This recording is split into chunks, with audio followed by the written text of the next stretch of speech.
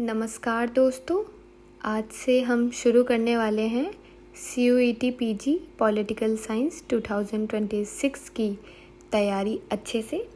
तो हम शुरुआत करेंगे इंडियन गवर्नमेंट एंड पॉलिटिक्स से।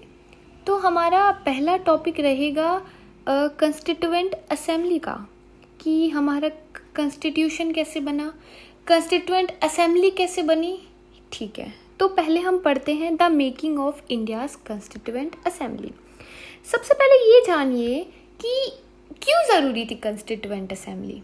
सोचो, आपके घर में नए मेंबर्स आए और आप भी पड़ोसी के बनाए रूल्स फॉलो कर रहे हो, थोड़ा अजीब लगेगा ना। वैसे ही अंग्रेज चले गए, अब हमें अपने देश के रूल्स खुद बनाने थे, सेल्फ रूल, जिसमें देखो अपना कॉन्स्टिट्यूशन बनाना था खुद का, बिल्कुल अपनी सोच के हिसाब से।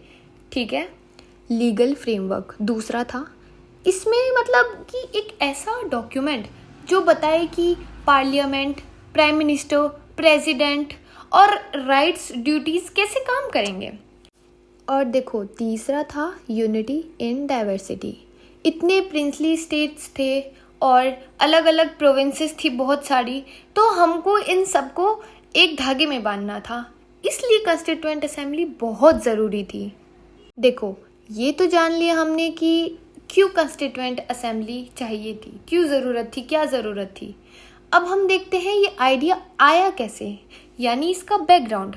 ठीक है, आपको ईयर याद रखना है, एग्ज़ाम्स में बहुत पूछता है और बहुत ज़्यादा पूछता है, और ये जो यूनिट है इसमें बहुत ज़्यादा वेटेज रखती है ये। ठीक है, तो बैकग्राउंड पढ़ते हैं।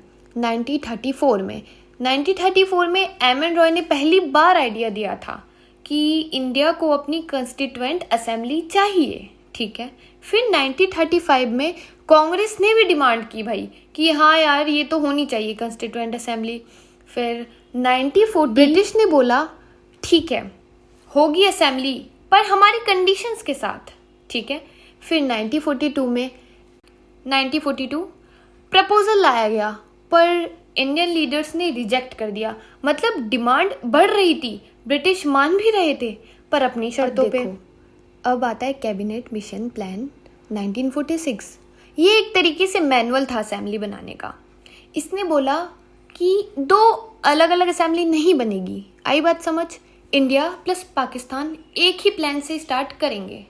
ये लो भाई, प्रोविंसेस को 3 ग्रुप्स में बांटा जाएगा, मेंबर्स को प्रोविंशियल असेंबलीज इलेक्ट करेंगी। कांग्रेस प्लस मुस्लिम लीग ने इसे एक्सेप्ट कर लिया और फाइनली असेंबली बनी। देखो, अब देखते हैं असेंबली में कौन था, मतलब कंपोजिशन एक तरीके से जिसको कहा जा सकता है।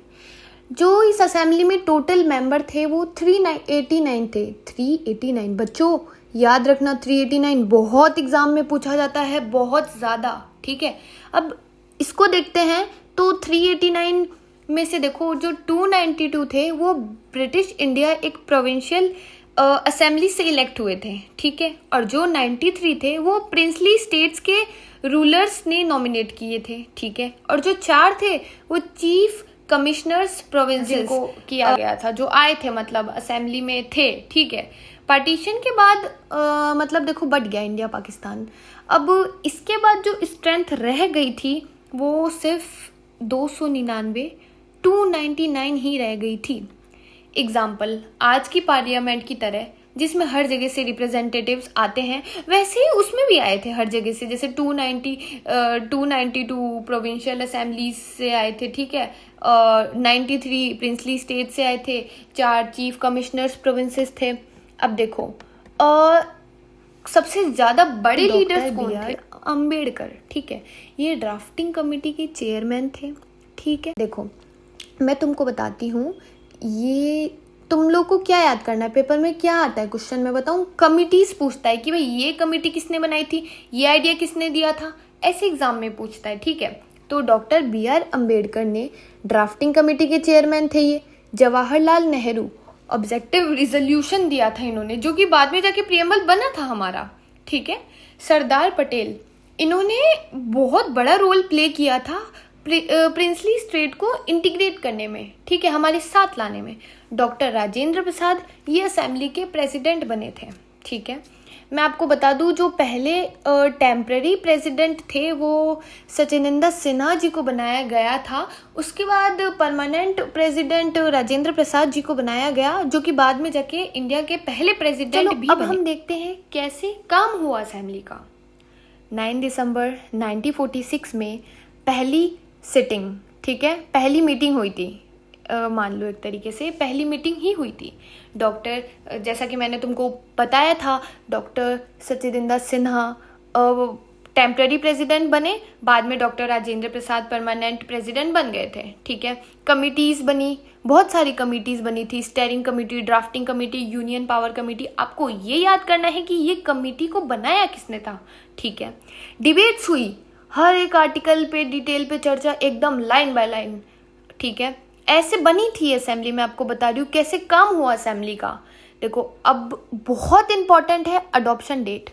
इसको अडॉप्ट कर लिया गया था 26 नवंबर 1949 को, बट इसको इन्फोर्स किया गया 26 जनवरी 1950 में, जिसको हम रिपब्लिक डे कहते हैं। बच्चे यहाँ के बहुत कंफ्यूज होते हैं। अडॉप्ट कर लिया था 26 नवंबर को, लेकिन हमने इन्फोर्स किया इसको 26 जनवरी को, ठीक है, ये याद रखना है। अब हम ऑब्जेक्टिव रिजोल्यूशन की बात करते हैं, जिसको सोल ऑफ द कॉन्स्टिट्यूशन भी कहते हैं।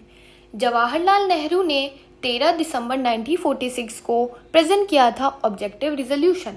इसमें डिसाइड हुआ कि इंडिया होगा बिल्कुल एकदम सोवेरियन रिपब्लिक। मतलब वो किसी की सुनेगा नहीं कि कोई देश ये बोल रहा है ऐसे करो तो हम ऐसे करेंगे, नहीं। सब, और दूसरी चीज कही उन्होंने, सबको जस्टिस, इक्वालिटी, फ्रीडम मिलेगी, ठीक है। माइनॉरिटीज और बैकवर्ड ग्रुप के राइट्स प्रोटेक्ट होंगे। यही बाद में जाके प्रियम्बल का बेस बना, ठीक है। अब हम पढ़ते हैं चैलेंजेस क्या थे ड्राफ्टिंग टाइम पे, ठीक है। पहले तो पार्टीशन हो गया, उसके बाद कम्युनल वायलेंस होता था, फिर भी सेक्युलर कॉन्स्टिट्यूशन बनाना था। हमको सेक्युलर कॉन्स्टिट्यूशन ही बनाना था। हमें यही करना था कि इंडिया में सारे धर्म माने जाएंगे, कोई ऐसा कोई ऑफिशियल धर्म नहीं होगा, ठीक है। और दूसरा चैलेंज था, प्रिंसली स्टेट्स बहुत सारे थे, 500 से ऊपर, उनको यूनियन में लेके आना, अपने साथ लेके आना। लैंग्वेज एंड कल्चर्स इतनी डिफरेंट थी, फिर भी एक लीगल फ्रेमवर्क बनाना था। मतलब हर जगह का कल्चर आप जानते हो, हर स्टेट का अलग अलग था, लैंग्वेज अलग अलग थी, है ना, तो लोगों का बनता नहीं था। बट बहुत बहुत बड़ा चैलेंज था ये, ठीक है। पॉवर्टी, इनइक्वालिटी, अनटचेबिलिटी जैसी प्रॉब्लम्स का सल्यूशन सोचना था। तो ये पता है बहुत सारे ना चैलेंजेस थे ड्राफ्टिंग के टाइम पर। असेंबली ने इंडिया को बनाया sovereign, socialist, secular, democratic Republic, ठीक है। इसने इस असेंबली ने बनाया भाई, सोवेरियन बनाया कि भाई कोई किसी की नहीं सुनेगा, हम किसी देश की नहीं सुनेंगे, हम अपना करेंगे जो सही रहेगा हमारे देश के लिए। सोशलिस्ट, लोगों के वेलफेयर के लिए करेंगे हम। सेक्युलर, कि कोई एक धर्म माना नहीं जाएगा, सारे धर्म इंडिया फॉलो करेगा। डेमोक्रेटिक रिपब्लिक, ठीक है। तो ये सब असेंबली ने दिया इंडिया को, मतलब असेंबली की वजह से इंडिया को ऐसा बनाया गया। अब देखो इंपॉर्टेंट डेट क्या क्या याद रखनी है आपको। 9 दिसंबर 1946 ये पहली मीटिंग हुई थी, ठीक है। फिर 13 दिसंबर 1946 को जवाहरलाल नेहरू जी ने ऑब्जेक्टिव रिजोल्यूशन निकाला था, ठीक है। 26 नवंबर 1949 को हमने कॉन्स्टिट्यूशन अडॉप्ट कर लिया और 26 जनवरी 1950 में ये इन्फोर्स हो गया, ठीक है। तो अब आपको क्लियर होगा कि हमारी कॉन्स्टिट्यूएंट असेंबली कैसे बनी, किसने बनाई और किन चैलेंजेस के बीच बनाई गई। यही असेंबली थी जिसने हमें एक यूनाइटेड और डेमोक्रेटिक इंडिया दिया, ठीक है। CUET एग्जाम के लिए बस डेट्स, नेम और प्रियम्बल के आइडियल्स ज़रूर याद रखना। Bye, thank you.